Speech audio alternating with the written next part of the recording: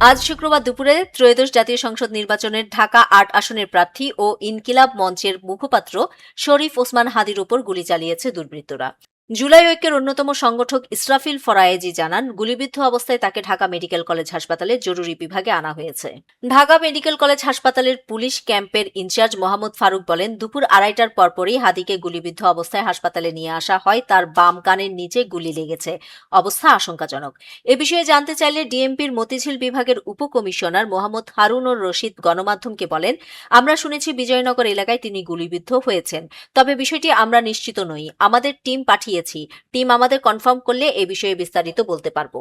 এর আগে গত নভেম্বর মাসে দেশি বিদেশি ৩০টি নম্বর থেকে বিভিন্ন ধরনের হুমকি পেয়েছেন বলে জানিয়েছেন হাদি। ১৪ নভেম্বর এক ফেসবুক পোস্টে তিনি জানিয়েছেন, তাকে হত্যা, তার বাড়িতে আগুন সহ তার মা, বোন, স্ত্রীকে ধর্ষণের হুমকি দেওয়া হয়েছে।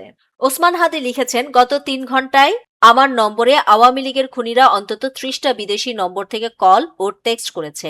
যার সামারি হলো, আমাকে সর্বক্ষণ নজরদারিতে রাখা হচ্ছে, তারা আমার বাড়িতে আগুন দেবে, আমার মা, বোন ও স্ত্রীকে ধর্ষণ করবে এবং আমাকে হত্যা করবে।